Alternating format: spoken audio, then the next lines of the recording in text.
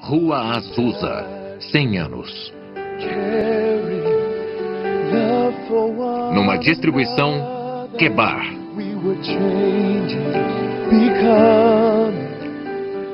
Celebração dos 100 anos do renascimento da Rua Azusa.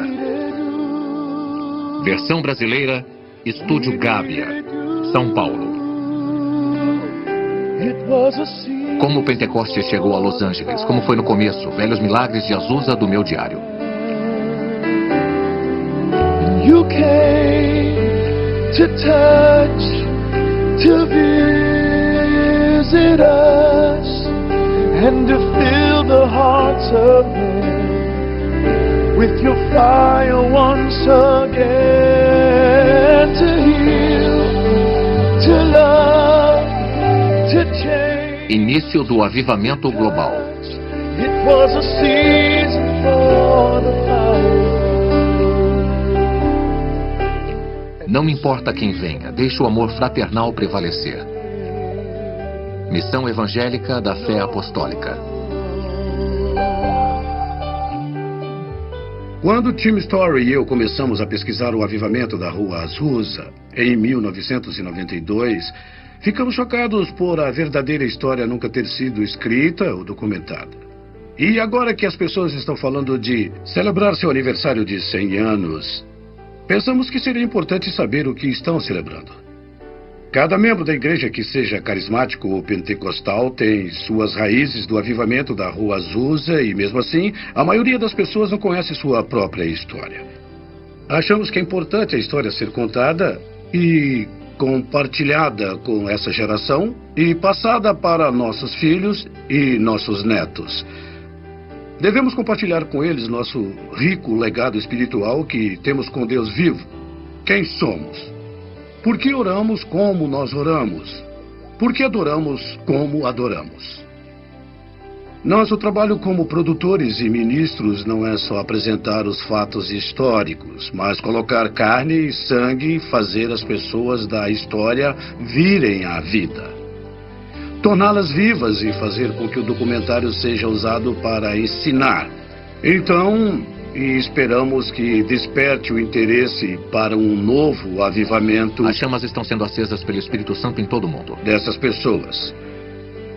Muitas pessoas pensam sobre o avivamento da Rua Azusa e falam sobre falar em línguas. É muito mais que isso. Se falarmos do modelo igualitário que Deus quer que sigamos, tem que ser humilde o suficiente para segui-lo. Era 1906 e Deus mostrou um modelo para a sociedade que estava muito à frente do tempo. Em 1906, as mulheres dos Estados Unidos não tinham direito nem de votar. Mas na missão da Rua Azusa, elas tinham posições de autoridade e liderança. Elas eram iguais. Não porque era politicamente correto, mas porque elas queriam fazer isso e ver além. Foram humildes para seguir as instruções de Deus. Em 1906 havia leis pesadas de segregação por toda a sociedade. E ainda assim Deus mandou um avivamento para negros, brancos, hispânicos, todas as raças reunidas e amadas como uma. Deus mandou as respostas para a integração 50 anos antes de qualquer legislação de direitos civis. Os sábios da igreja apontaram como a maior realização de Deus no século XX. Como um trabalho tão importante de Deus pode ser quase esquecido? Porque a história verdadeira nunca foi realmente documentada ou contada. A história que não foi contada.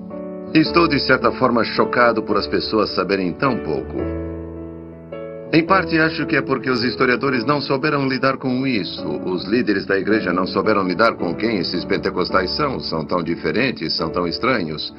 Trazem perspectivas que são desconfortáveis para nós. E também são, eu acho, questões de classe e raça, sabe? Há questões em que nossa igreja pensa mais facilmente nos brancos, em vez da mistura das cores, negros, mulatos ou de qualquer outra cor. E acho que é importante trazer isso de volta e dizer: espera um pouco, estamos todos nisso juntos. E a história precisa ser contada talvez pela primeira vez da forma correta. Por que é importante agora? Depois de 100 anos, trazer essa história de volta à atenção da igreja. Eu acho que é crucial. Aqui está um trabalho de Deus que quase foi esquecido pela maioria das pessoas. Muitas não fazem ideia de quem foi Seymour ou que foi o avivamento da Rua Azusa.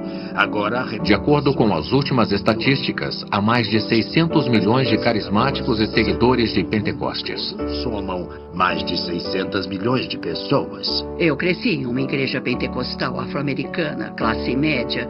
Fomos educados de acordo com a tradição, mas nunca soubemos nada sobre o avivamento da Rua Azusa e eu nunca ouvi falar de Seymour. Seymour era afro-americano e as pessoas que deveriam contar a história são os afro-americanos. Primeiro, muito de nós não sabíamos e segundo, não dávamos nenhum valor e não sabíamos como articular. Então, apelamos para os brancos. Significado histórico. Sidney Armstrong, da Universidade de Yale, uma vez disse que William J. Seymour exerceu mais influência do que qualquer outro líder afro-americano na história dos Estados Unidos. E na revista de História Cristã, William J. Seymour foi listado como um dos maiores líderes cristãos do século XX inteiro. Quando a revista Time fez uma edição especial sobre os 2000 anos de cristianismo, a Rua Azusa foi citada como um dos maiores eventos nesses 2000 anos de fé. Espera um pouco, nós deixamos passar uma grande história aqui, que teve um grande impacto. Precisamos ver isso de forma mais séria. Não tem como exagerar a importância histórica do avivamento da Rua Azusa. A igreja nunca mais será a mesma pelo que aconteceu no avivamento da Rua Azusa. O avivamento da Rua Azusa deve ser lembrado porque foi a criação da experiência pentecostal como nós conhecemos hoje nos Estados Unidos e em todo o mundo. A experiência dos Atos dos Apóstolos se tornou viva. Não era só uma coisa que as pessoas liam. Porque depois de Azusa, tornou-se uma experiência real. E estes sinais seguirão aos que crerem. Em meu nome expulsarão os demônios, falarão novas línguas, pegarão nas serpentes e porão as mãos sobre os enfermos e os curarão. Marcos 16, 17 e 18. Para parar e pensar no reino de Deus, principalmente no mundo pentecostal, e fazer uma pergunta. O que Deus estava fazendo na Rua Azusa? Qual era a intenção do coração de Deus? O que Deus queria nos dizer com esse pequeno grupo de pessoas? E o que havia neles que levou a essa expansão do poder do Espírito Santo? O Espírito de Deus era tão forte na Rua Azusa que às vezes as pessoas caíam a um quarteirão do prédio pela convicção para pagar seus pecados ou pelo poder do Espírito Santo. Para os luteranos, o endereço era Wittenberg University.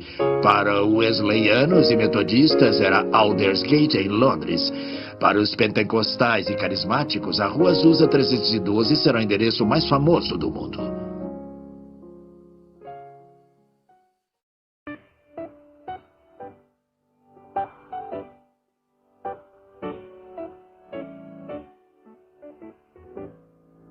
Oração atendida.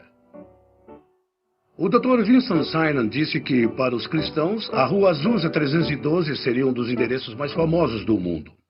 E o historiador Sidney Armstrong disse que Seymour exerceu mais influência sobre os cristãos americanos do que qualquer outro líder negro. E começou aqui, há mais de 100 anos, no que era então Rua Bonnie Bray 214. O endereço foi mudado para o atual Rua Bonnie Bray 216. Esta é a casa e o lugar em que tudo começou. Como em Atos 2, versículo 4, eles falaram em línguas. Esta casa da Rua Bonnie Bray 216 é a última estrutura física que sobrou relacionada ao avivamento da Rua Azusa.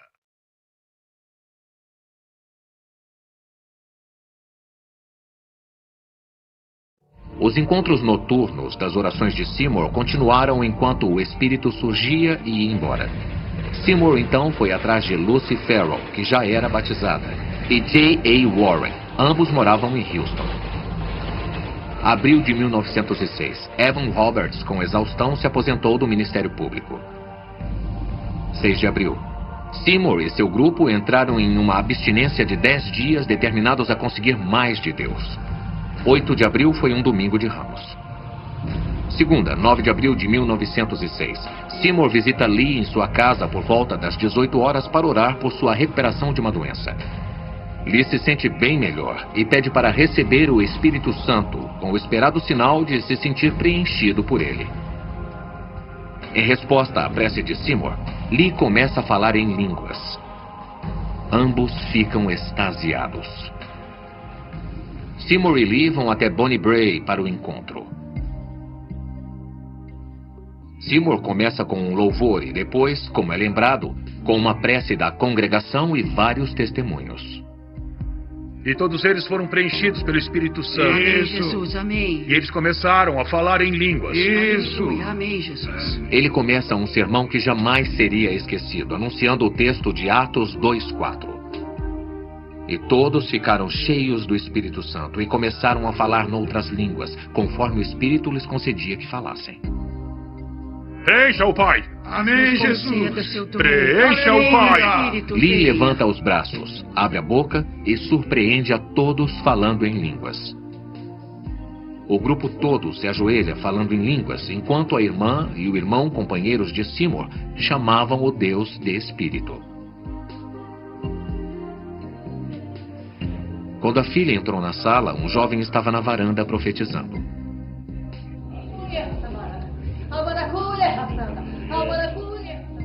Jeannie Evans Moore, que morava na casa da frente, começou a falar em línguas. Jeannie não sabia tocar piano, mas preenchida com o Espírito, ela tocava lindamente. E com uma linda voz, incrivelmente, cantou em 6 línguas estrangeiras, com interpretação. Esses dons, de línguas, de cantar e tocar, continuaram até o fim de sua vida.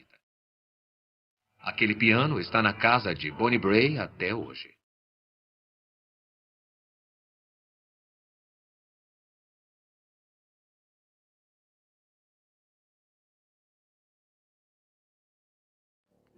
Há divergências sobre como e quem foi preenchido primeiro pelo Espírito naquela noite.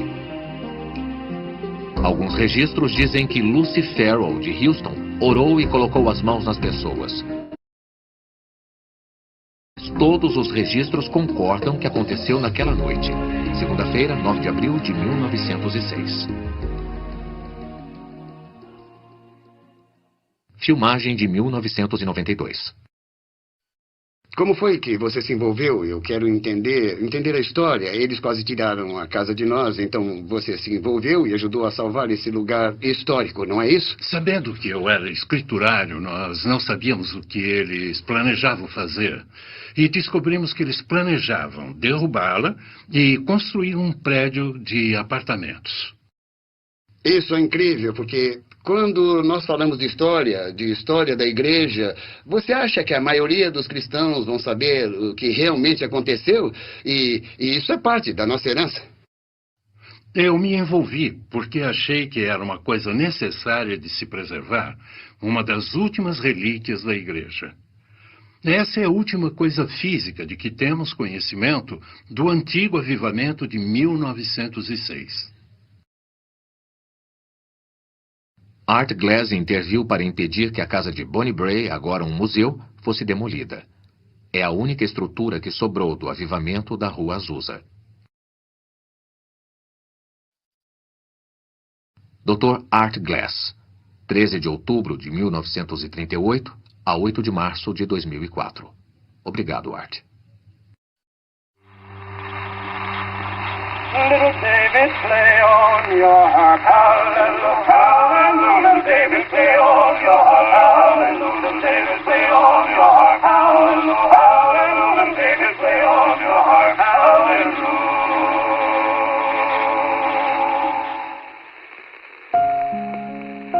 Legado esquecido. A história das mulheres de Azusa. O legado esquecido.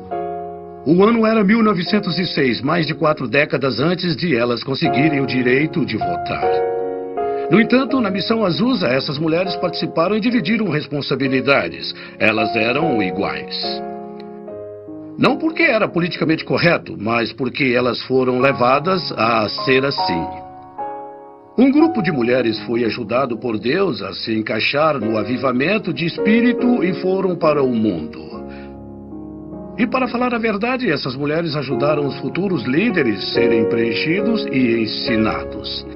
Essas mulheres foram absolutamente essenciais para o avivamento e teria sido um avivamento completamente diferente sem elas. Alguém como Lucy Farrell, foi ela que contou a Seymour como ser preenchido.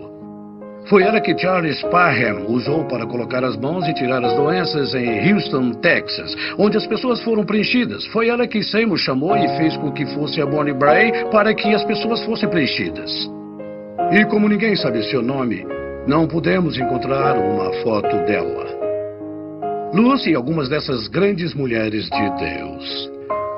Suas contribuições nunca foram honradas, seus nomes nunca foram citados, a história delas nunca foi contada. E temos que dizer por quê. A história foi escrita sem as mulheres, a maior parte dela foi escrita pelo homem. E em boa parte dessa história, as mulheres foram esquecidas. Muitos líderes no movimento pentecostal diriam se tivessem contado a história. Eu fui tocado por essa mulher, eu recebi o Espírito Santo pelas mãos dessa mulher. Você não pode ter o Azusa como ele aconteceu, sem o forte apoio das mulheres. Elas foram cruciais para o avivamento. Pelo sucesso, temos que olhar igualmente para homens e para mulheres. Sem o sacrifício delas, sem o apoio, sem o desejo delas de levar o evangelho, às vezes, para lugares que os homens não queriam ir, não veríamos o movimento que vemos hoje. Essas mulheres não oram apenas, elas esperam que Deus responda. Então, quando oravam, procuravam uma resposta específica de Deus. Se você realmente estudar o avivamento, verá que teria sido diferente sem as mulheres.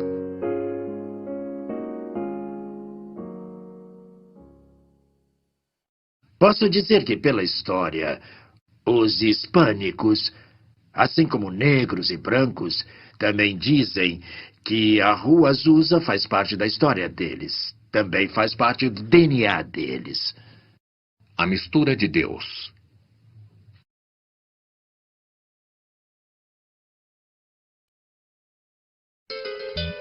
Não existem muitos nomes hispânicos que aparecem na missão da Rua Azusa. É realmente uma tragédia e acho que há uma razão para isso.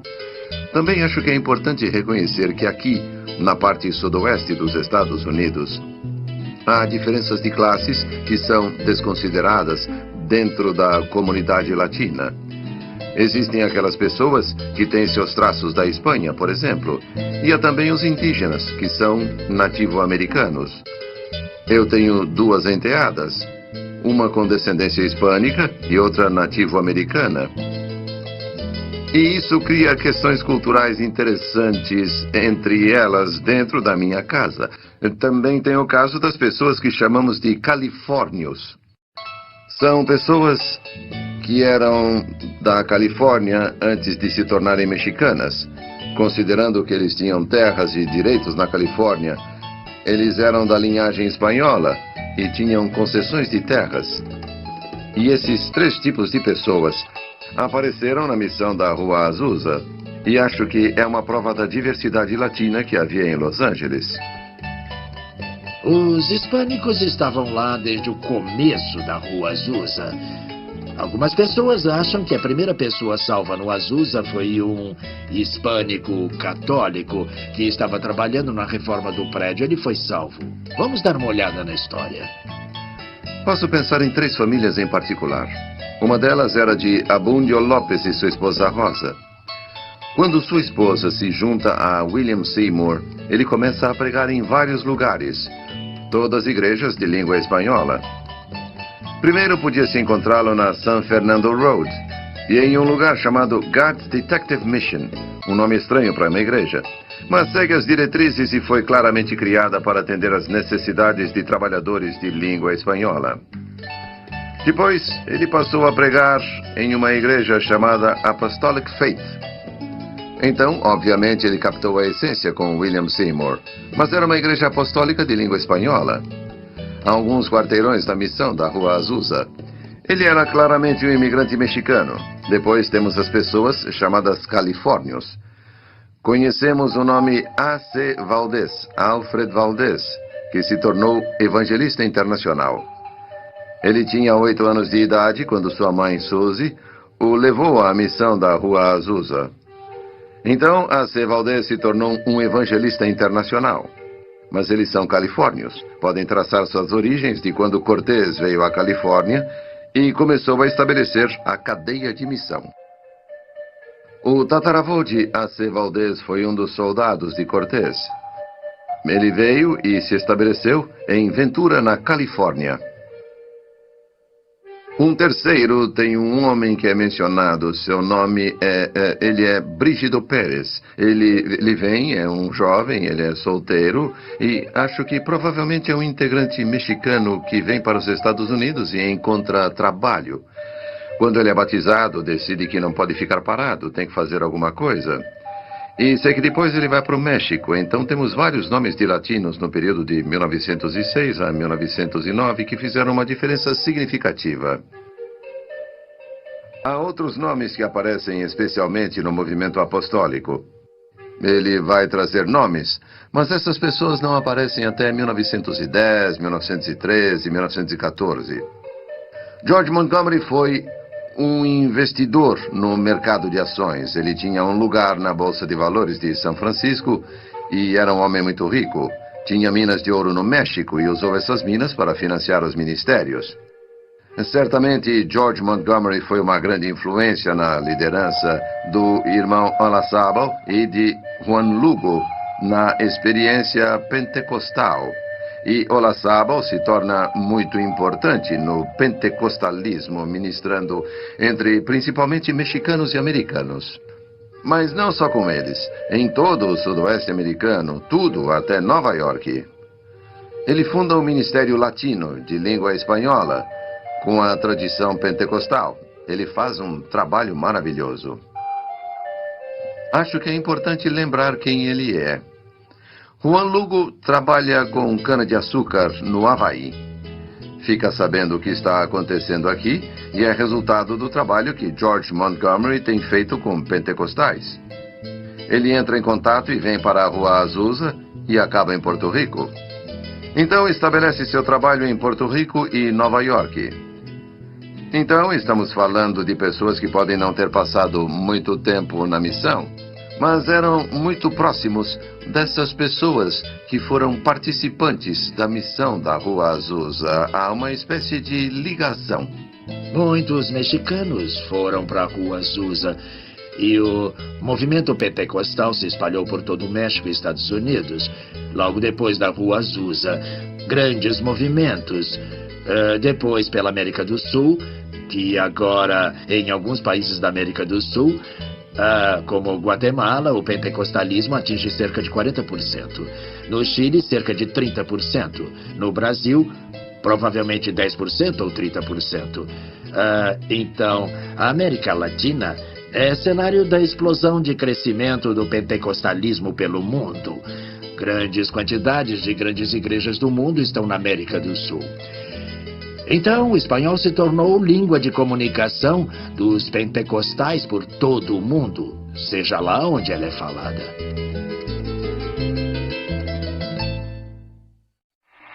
Nobody knows the God I see. Nobody knows but Jesus. Nobody knows the God I see. Glory, hallelujah.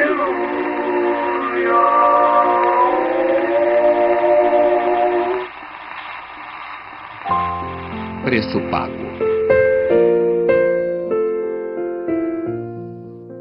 Nenhum movimento enfrentou tanto preconceito e oposição quanto a missão da Rua Azusa. Os artigos de jornais eram racistas, acusatórios. Falavam dessas pessoas como se elas fossem loucas, malucas. Usaram a palavra com P. Foram muito racistas. Elas eram frequentemente atacadas fisicamente e se elas mostrassem alguma ligação com o avivamento, jogavam legumes nelas, derrubavam suas tendas e às vezes suas casas eram queimadas. Se as mulheres eram pegas falando em línguas na esquina, eram presas como pessoas insanas. E muitas vezes as mulheres eram ridicularizadas pela imprensa. Falavam constantemente para elas que elas eram indecentes, porque rolavam no chão, e o vestido delas podia subir um pouco. Teve até um artigo de jornal que falava que elas deitavam no chão e balançavam os pés no ar, de forma que não se encontrava em nenhum outro lugar de Los Angeles. A polícia teve de aparecer e fechar o lugar. A pior declaração que foi dada foi por G. Campbell Morgan, que chamou o movimento pentecostal de último vômito de Satã. Depois outros falaram de bruxaria, possessão do demônio. O primeiro livro contra o movimento chamava Demon and Tongues, de Alma White. Então os pentecostais tiveram que lidar com duras críticas da imprensa e das igrejas. Na primeira passeata de estudantes, havia batistas em cavalos acompanhando os pentecostais, atirando nos pentecostais que estavam no movimento. Houve muita perseguição naquele dia. Além da oposição, a imprensa e as igrejas eram violentas. Há muitas referências de histórias de crianças sendo queimadas, pedras sendo atiradas em pastores. Eles espalhavam excrementos de cachorros nas teclas do piano. Eles derrubavam as tendas e algumas pessoas ainda eram mortas. O grupo todo pagou um preço porque eles não eram queridos em Los Angeles. Eles pagaram um preço bem alto por Pentecostes. Se você se virar para Deus, Ele se vira para você. Se acreditar nele, Ele manda seu poder para a sua vida. Que o diabo tire suas mãos da propriedade de Deus. Oh, I know the Lord, I know the Lord, I know the Lord laid his hands on me. Oh, I know the Lord, I know the Lord, I know the Lord laid his hands on me. Down on my knees when the line passed by. I know the Lord laid his hands on me. I thought my soul would rise and fly. I know the Lord laid his hands on me. Oh, I know the Lord, I know the Lord, I know the Lord laid his hands on me. Oh, I know the Lord, I know the Lord, I know the Lord laid his hands on me. Aquele que acredita em mim deve fazer o que eu faço. Eu faço, e muito melhor do que isso, ele deve fazer o que Cristo fez. Cristo libertou as pessoas, Cristo as tocou, e elas se curaram. Elas o tocavam e se curavam. Glória. Uma das coisas mais importantes da Rua Azusa é que acabou com a teoria de que existiam, desde Santo Agostinho, que a ideia dos milagres, sinais, maravilhas, línguas, interpretações vinham de demônios, acabaram. Mas o avivamento da Rua Azusa trouxe de volta à vida da igreja moderna o dom do Espírito Santo, o carismático, os milagrosos trabalhos do Espírito Santo. Então a mulher se virou e disse: ó Deus, salve a minha alma, entre em meu coração, cure o meu corpo aflito da tuberculose, eu te peço com essa voz fraca. O Espírito de Deus veio para mim, e eu senti em cada pedaço da minha carne mortal, e o poder de Deus é tão grande que ele me levantou da cama, e eu comecei a gritar de felicidade, salva pelo Espírito de Deus. E Deus nunca falaria. Essa geração de ministros curadores foi formada da fundação do avivamento da Rua Azusa. E você, leve meu poder de cura para a sua geração. E eu sabia. Centenas de aleijados, centenas. Centenas de cegos e surdos. 40, 50 mil pessoas estavam lá. E essa pessoa foi transformada do jeito mais incrível. E quando comecei a pregar para o mundo, de repente, aquele aleijado começou a se esticar. E você podia sentir os ossos se quebrando. Eu vi uma coisa que não tinha visto até aquele momento da minha vida e depois vi centenas de vezes repetidamente. Eu vi mães levando suas crianças aleijadas, tirarem os aparelhos de suas pernas e dizerem: em nome de Jesus, ande. Não tem como descrever. Quer dizer, elas estavam de pé em questão de minutos. Havia centenas de aparelhos, muletas que auxiliavam centenas de pessoas em todos os tipos de doenças. A Rua Azusa representou não apenas o batismo no Espírito Santo e falar em línguas, apesar de ser a maior atração, mas apesar de sinais e maravilhas e milagres de todos os tipos, houve coisas incríveis que aconteceram. Uma vez uma parede foi coberta por muletas e aparelhos de pessoas que haviam sido curadas na Rua Azusa. E histórias de milagres e sinais foram contadas. As pessoas podiam sentir o poder do Espírito Santo a 2 ou 3 quarteirões antes de chegar ao prédio. Eu acho que foi o jornal Times que disse que se isso deixava bravo para ver exatamente o que era. E disse que nos encontros haviam crianças dançando com o Espírito e profetizando. E ele disse, como crianças como essas, isso deve ser real. Crianças não agem assim, ele disse, não falam assim.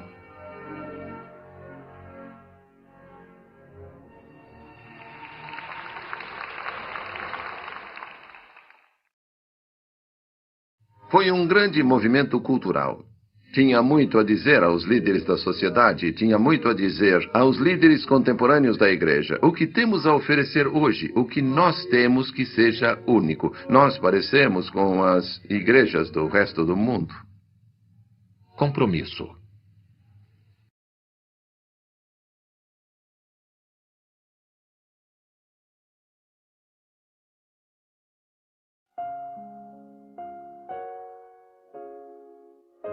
Se a religião não se torna transformadora, então não vale a pena ter.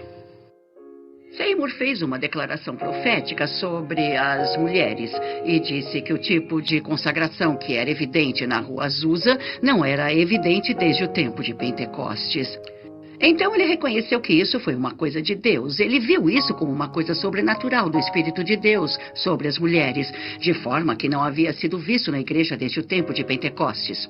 Então ele sabia muito bem que isso era uma coisa que o Espírito Santo estava realizando. Acho que Seymour, por causa de sua humildade, pensou que ele não podia fazer nada além de usar essas mulheres, porque ele viu isso como o Espírito Santo operando nelas. Então encontrou lugares para elas no ministério e as incluiu na administração do Ministério do Avivamento. Ele permitiu que elas pregassem desde o começo.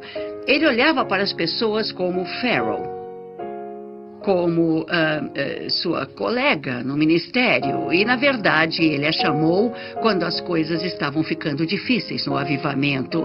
Ele pediu sua ajuda, então ele a via como igual. Ele recebeu Florence Crawford no ministério e ela ficava como líder na Califórnia. Então, ele era muito aberto em relação a usar mulheres de várias formas que não haviam sido usadas antes. Derramarei o meu espírito sobre toda a carne, vossos filhos e vossas filhas profetizarão. Joel 2:28. Como as mulheres da missão de Azusa tinham posições de liderança e autoridade, uma década antes do 19º Amendment, dando às mulheres o direito de voto nos Estados Unidos, nos anos seguintes, gradualmente, essas igualdades foram diminuídas.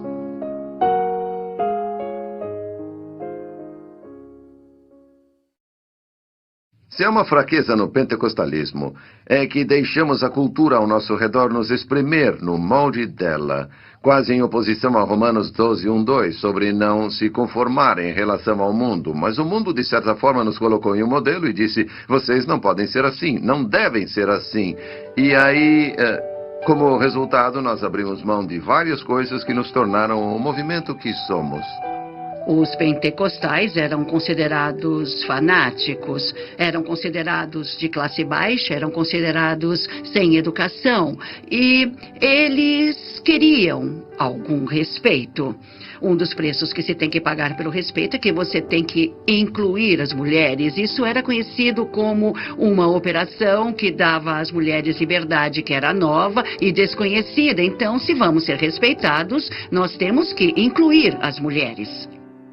Nós fomos profundamente influenciados dentro do pentecostalismo pelo movimento evangélico. Os evangélicos foram o primeiro grupo de cristãos que deram qualquer atenção às igrejas pentecostais como igrejas cristãs sólidas.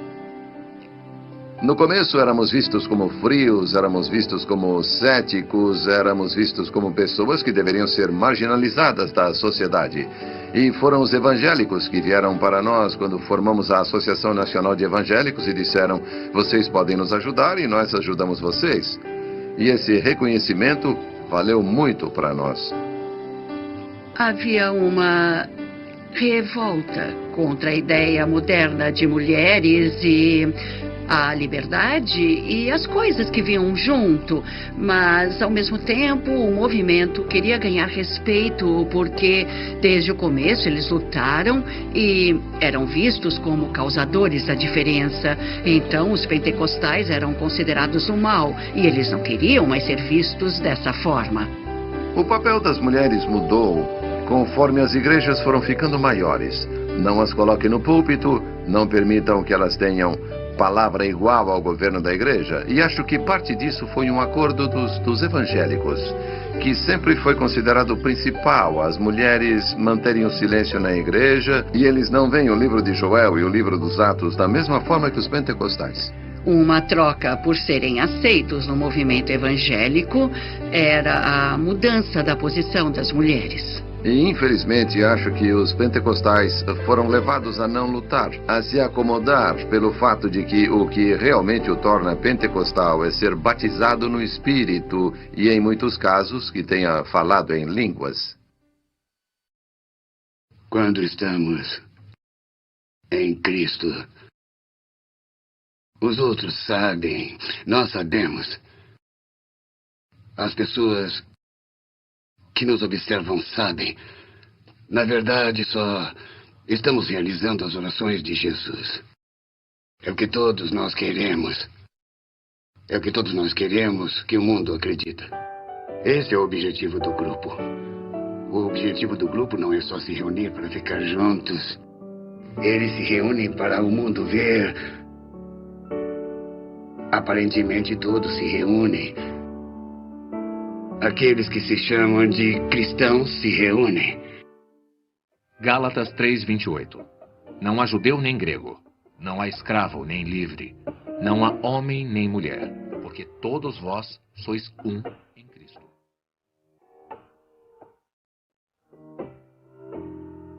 Nas missões Azusa, Deus deu a resposta à segregação 50 anos antes da legislação dos direitos civis. O amor, a unidade e, alguns dizem, o poder não duraram.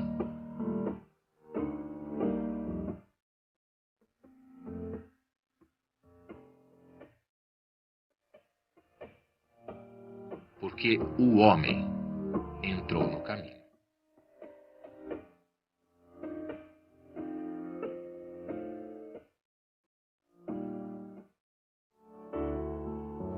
A crença, eu acho, nas possibilidades que estavam disponíveis em uma sociedade como esta em que vivemos. Aqui vivemos em segregação, mas ele disse, não precisa ser assim na igreja, podemos fazer melhor. E certamente isso nos tornou uma só família, somos irmãos e irmãs, e não há razão pela qual não possamos contribuir uns com os outros. E foi uma experiência rica. Acho que, se você ler, por exemplo, do jeito que Frank Bartleman fala sobre a missão e os tipos de experiência que aconteceram lá, e o jeito como as pessoas se tratavam, como oravam umas pelas outras, como elas se abrigavam, se alimentavam, como se abraçavam, beijavam, você sente que aqui elas realmente criaram uma família em que todas as pessoas eram iguais, só as pessoas do lado de fora não conseguiam enxergar isso. Então, nesse momento de segregação total e grande luta racial, o senhor enviou esse grande avivamento, liderado por homens negros. Então, sinto que o senhor estava tentando mostrar o caminho para resolver os problemas raciais que a nação enfrentou nos anos seguintes. E os próprios pentecostais, mesmo naquela época, em um momento lindo de adoração racial. Uma das grandes histórias é de C.H. Mason, fundador da Igreja de Deus em Cristo, e uma vez, mais de 350 pastores brancos se juntaram à Igreja de Deus em Cristo com Mason. E os brancos eram liderados por bispos negros, o que era impensável na época. Esse foi um dos grandes milagres de Pentecostes. Acho que posso dizer pela sua história que os filhos de Deus, como grupo, eram adoradores da Igreja de Deus em Cristo, saindo de suas igrejas, a de Mason, para começar sua igreja em 1914. Isso é uma coisa de que as pessoas não falam muito, mas acho que os fatos dizem isso. E acho que a Igreja de Deus em Cristo sempre soube disso. Mas é uma coisa que temos que enfrentar como fato da história. Aqui está uma denominação que existiu e foi de fato legalmente incorporada de acordo com as leis do Estado e registros do governo federal. E isso significava que qualquer um que fosse ordenado por eles podia conseguir redução de impostos, cerca de 50% da taxa normal. E como resultado as pessoas pensavam, é um ótimo lugar para ir, temos de ir em encontros eventuais, não temos de pagar muito. É uma decisão muito pragmática. Pastores brancos frequentavam a igreja de Mason, que oferecia a eles ordenação, licença e permissão para abrirem filiais da Igreja de Deus em Cristo. Durante esse período de 1907 a 1914, houve muita discussão sobre essa coisa dos brancos. E um pouco de agitação. Devemos ficar aqui? Como vamos tolerar essa coisa de negros? Nós somos brancos, vivemos sob as ordens de Mason e é difícil se integrar à segregação. Todas essas coisas surgiram. Bom, as comunidades foram rígidas em relação aos negros e brancos, fazendo adoração juntos. E eles caçoavam dos pastores brancos que trabalhavam segundo os bispos negros. A cultura está sofrendo claramente o impacto. Os brancos finalmente saem e vão a uma assembleia em Hot Springs em abril de 1914 e formam uma união com pessoas da Rua Azusa, de Indianápolis, de Ohio e arredores e de Colorado. Eles formaram a Assembleia de Deus. O que isso significa é que eles não podem ser vistos como filhos rebeldes dessa igreja-mãe que é Deus em Cristo. Você pode ver isso de certa forma como separação racial. Eles acharam que isso era bom porque os brancos podiam evangelizar melhor os brancos e negros podiam evangelizar os negros. Foi a desculpa que arranjaram. E eles precisam voltar e dizer: nós devemos a essas pessoas. Eles nos abrigaram em tempos difíceis. Eles nos deram espaço, reconheceram a entrada de Deus em nossas vidas. Poderíamos ter trabalhado com eles se quiséssemos driblar a cultura e driblar o sistema, mas decidimos não fazê-lo e, como resultado, falhamos em espalhar a palavra e a mensagem de que todos são normais diante dos olhos de Deus e certamente na plenitude do Espírito. E todas essas coisas resultaram da nossa falta de vontade de pagar esse preço naquele tempo sobre aquele determinado assunto. Depois de 1924, os pentecostais brancos e negros tinham vidas separadas, mundos separados. Em 1948, quando os pentecostais brancos se juntaram à Associação Nacional de Evangélicos, os negros não foram convidados. Então eles formaram uma associação de igrejas pentecostais da América, que era toda branca em 1948. Então tínhamos brancos e negros em mundos totalmente separados. Isso foi criticado no mundo todo. Movimentos europeus e anti-americanos acharam que isso era uma tragédia na igreja americana. Os pentecostais foram criticados por mandar dinheiro para a África, mas não por fazer nada por negros nos Estados Unidos. E essas críticas começaram a ferir.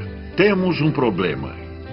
E há uma raiz incrível nesse problema. E sabe onde começa? Começa na liderança, infelizmente.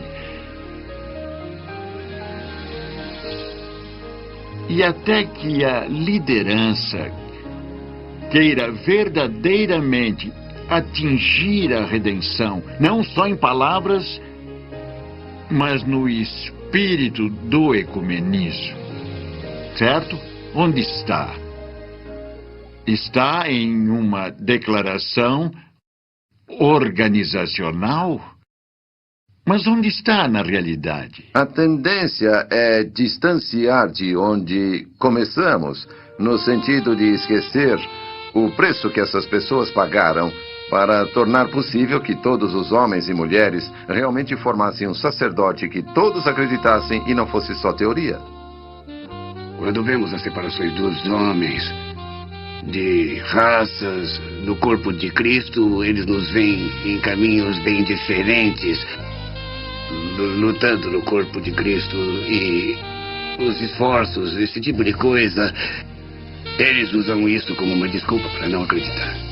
Eu acho que a Rua Azusa é um exemplo claro de pessoas superando seus interesses pessoais por uma coisa que importa: ser preenchido por Deus, pelo Espírito. E isso é o começo de uma mudança. Isso me parece ser o começo de uma mudança radical. E a mudança pode vir, mas precisamos de mudanças radicais. Precisamos de objetivos e modelos. E é hora da igreja ir atrás disso.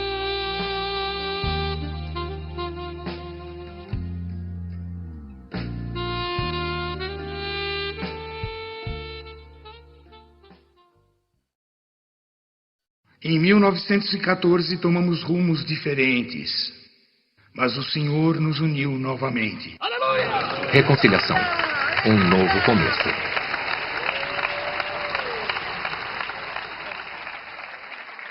Foi chamado de O Milagre de Mênfis. Depois de anos de separação, em 1994, alguns líderes da Assembleia de Deus e da Igreja de Deus em Cristo se uniram para a reconciliação.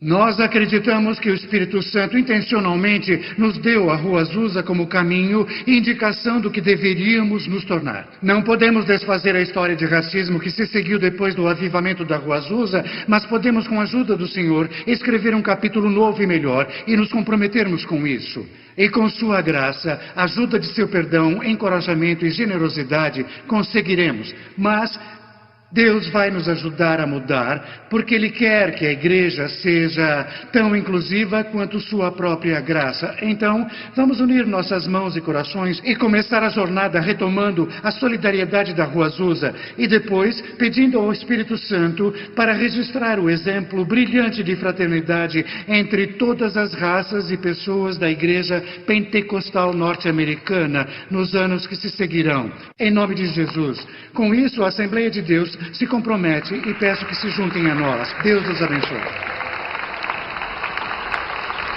God said, I want you to know the Holy Ghost is my great unifier. I don't care where you come from. I can speak your language. Oh. And He has reconciled us by the power of the Holy Ghost.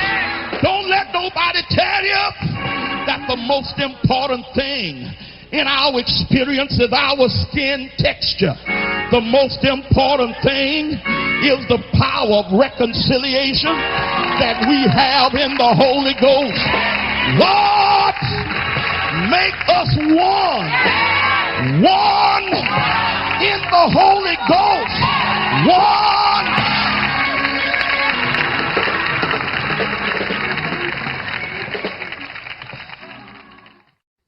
O que aconteceu não foi só para as duas comunidades, mas foi simbólico para todos os crentes. Em uma reunião subsequente, falaram em línguas. O Senhor tinha muito a dizer. O pastor Jack Hayford fez a interpretação. Meus filhos e minhas filhas, vejam se puderem pelo lado dos céus e vejam quem vocês têm sido. 2 córregos separados. Aleluia, mas irmão. corpos que continuaram em Obrigado, movimento. Senhor. A água se tornou lama. Mas, filhos e filhas, se olharem para dentro de vocês, há alguns que não poderão beber pelo que viram. Vocês não sabiam disso. Para aqueles que não viram, aqueles que tinham dúvida, porque as águas cheias de lama foram sujas pela sua absoluta falta de humanidade, não por sua crueldade, ou oposição, ou intenção, mas sim pela falta de humanidade, o rio se tornou impuro. Agora vejam, vejam, unam meus dois espíritos, os dois córregos em um só, e os dois se tornando um. Se puderem ver do lado dos céus, as coisas estão se purificando. Então saibam que há razão para o regozijo e preparem-se, pois haverá mais multidões do que jamais foi visto. Venham para a alegria de minha graça em vocês, diz o Senhor. O Espírito de Deus se moveu sobre um de nossos irmãos brancos e ele vai lavar os pés de um de nossos irmãos. Aleluia, Senhor. E queremos que isso se torne um ato simbólico para nós. O bispo Blake diz que quer seguir o mesmo, lavando os pés de um de nossos irmãos brancos. O irmão Perry, esse irmão que ofendeu o irmão Seymour, saiba que este ato não vai apagar tudo o que aconteceu, mas vai estabelecer um novo começo em nome de Jesus. Aleluia, irmão. Em nome de Deus seja Jesus. abençoado. Obrigado, Senhor. Muito obrigado. Obrigado, meu Aleluia. Deus, obrigado. Em nome de Jesus. Nós lavamos as ofensas do passado. Aleluia. Em nome de Jesus, nós lavamos o sangue. Obrigado, Senhor. Todo o Obrigado. sangue que foi derramado, o sofrimento. Em nome de Jesus, Nós agradecemos. nós lavamos o irmão Seymour e o irmão Mason. Aleluia, Senhor. Obrigado. Aleluia. Lavar os pés deste irmão, Abençoado. Aleluia. que seja um sinal a todos os demônios do inferno que têm se esforçado para que não tenhamos sucesso. Amém. Amém. Mas o Aleluia, Senhor Jesus prevaleceu novamente Obrigado, Senhor. Venceu. para corrigir isso que não estava certo. E em nome de todos os irmãos brancos de todos esses anos que têm lutado contra o mal, nós nos submetemos e nos humilhamos em um ato único neste recomeço. Aleluia, Pela Senhor. glória de Deus. Aleluia. Pela glória de Deus. Pela glória de Deus e em nome de Jesus. Obrigado, Senhor. Amém. Amém. Obrigado, Senhor.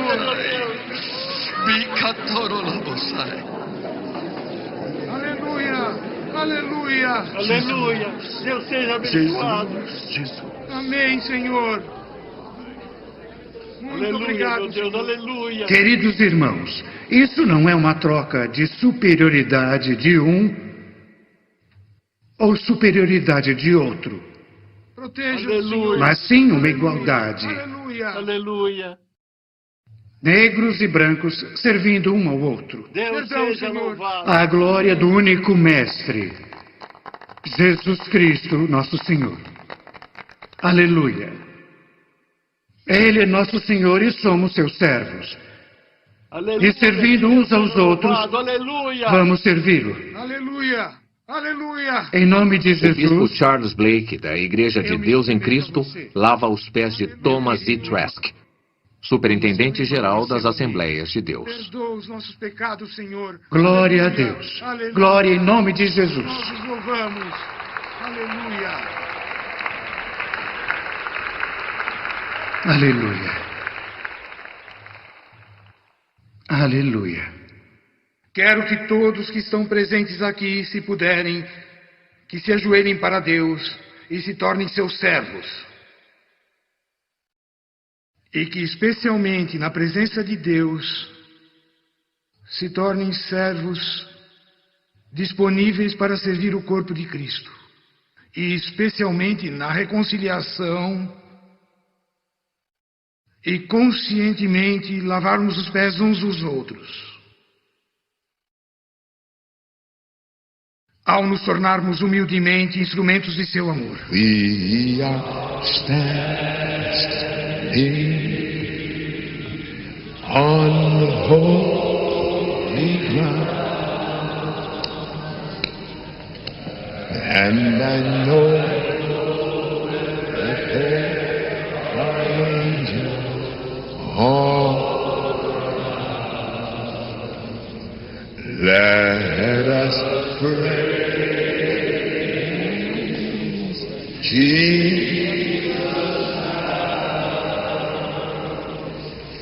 We are standing in His presence on holy.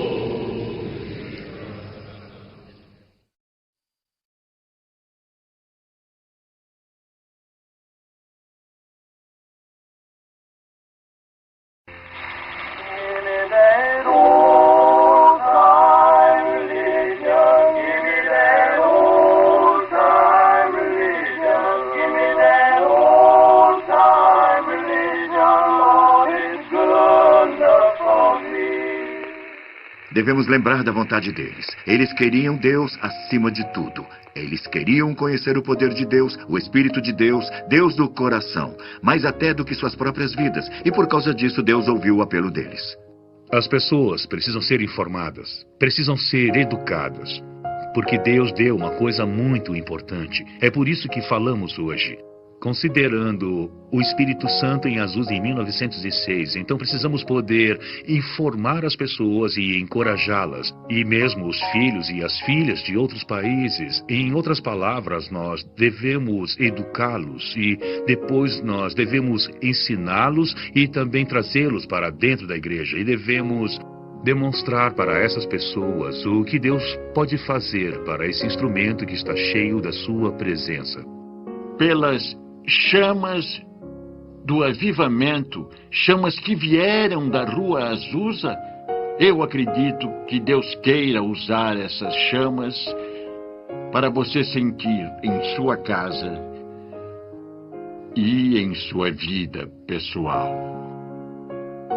E como Deus pode usar você, pode também ser uma bênção para você em todos os aspectos de sua vida pessoal. Suas finanças, sua família, seu ministério. Se deixar as chamas da Rua Azusa tocar em você, você nunca mais será o mesmo.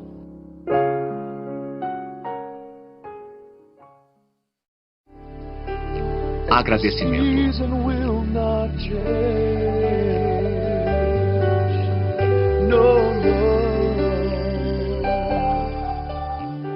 Eu olho para essas pessoas da Rua Azusa e digo, foram eles, os fiéis à tarefa, que tornaram possível para os meus pais e também meus avós se tornarem crentes em Pentecostes. E mais do que isso, líderes do pentecostalismo. Foram eles que tornaram possível que eu aparecesse no cenário pentecostal, sem ter que desistir do que acreditava, sem ser ridicularizado o tempo todo. As pessoas que jogam pedras de vez em quando nos chamam de charlatões ou tiram sarro, mas o preço tem sido pago por aquela primeira geração de crentes. E olho para isso e digo, obrigado, Deus, por essas pessoas.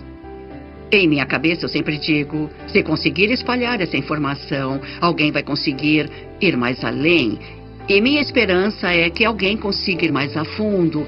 Essa é a ponta do iceberg, é o começo do movimento pentecostal.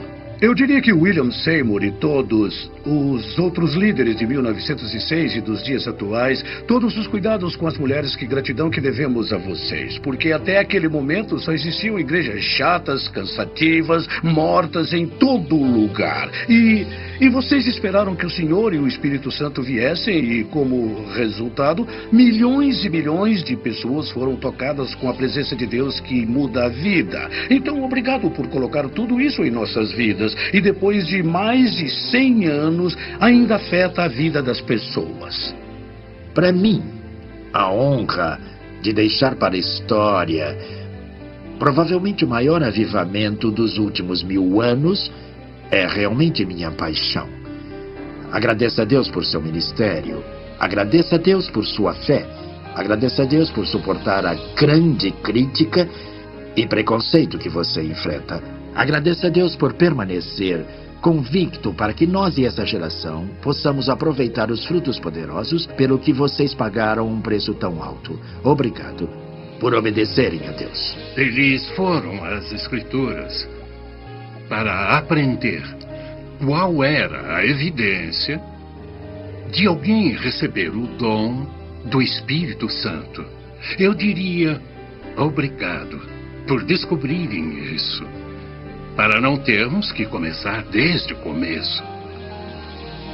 Nós podemos ser muito gratos a Deus pela experiência da Rua Azusa, porque esse foi o começo de uma nova era do destino espiritual que Deus tinha para a igreja. Quando você pensa no que aconteceu na Rua Azusa e no que aconteceu a partir de Azusa, no que se seguiu, honrar o que Deus originalmente nos propôs, da Rua Azusa. Foi uma união que saiu desta casa, na Rua Azusa, em abril de 1906. Foi uma união que continuou nos próximos 3 anos e meio. Essa união de crentes que virou um mundo de cabeça para baixo, plantou uma semente e que hoje em dia está crescendo em 600 milhões de pessoas em todo o mundo. Isso é significativo e precisa ser levado em conta, precisa ser reconhecido e precisamos identificar as pessoas que fizeram isso. Globalização. São muitas as forças. Para usar uma metáfora, Deus está fazendo... Balançando a bandeira do avivamento. E acredito que podemos ver refletido na nova mudança na religião. Ele tomou seu lugar e é tudo graças à casa que estamos hoje aqui na Bonnie Brae 216. Ainda está acontecendo. Porque na Etiópia, eles tiveram tantas pessoas se convertendo para a igreja luterana que eles não sabem o que fazer com elas. E eles mudaram de 200 mil pessoas há 10 anos para 4 milhões hoje. E são todos carismáticos. Eles dizem temos de descobrir como nos relacionar com elas, que estão relacionadas à Rua Azusa. Até os muçulmanos na Nigéria estão ameaçados pelo fato de muitos jovens procurarem os cultos pentecostais e conversão, que agora eles cantam músicas pentecostais na adoração muçulmana. E eles até têm cultos de domingo em vez de sexta, para interagir com o aumento da cristandade naquele país. Eu acho que há grandes implicações. A igreja nunca mais será a mesma como resultado do que aconteceu na Rua Azusa.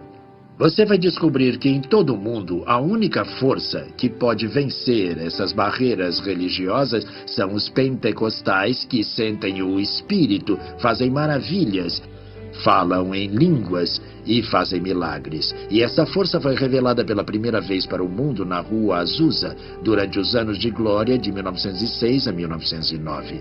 Precisamos conhecer as raízes, precisamos conhecer o futuro pelo que Deus fez no passado.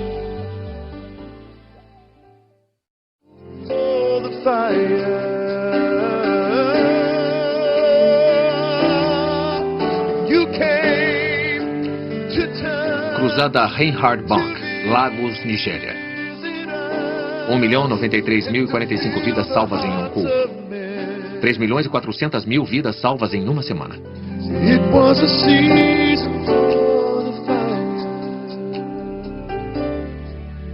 O que você vai fazer? Levantar a bandeira do avivamento em sua própria casa? Em sua própria família? Levantar a bandeira do avivamento em relacionamentos e em sua própria igreja? Em sua cidade? E depois se tornar parte desse novo avivamento que vai tocar o mundo de hoje. Essa é a nossa esperança. Essa é a nossa oração. Que Deus abençoe.